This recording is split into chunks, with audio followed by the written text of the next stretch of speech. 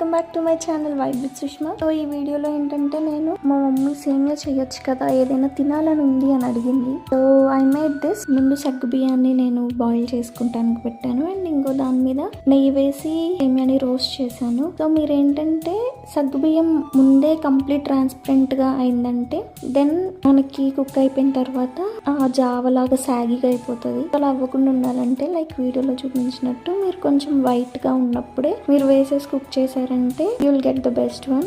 I'm not a pro in cooking, just learning slowly.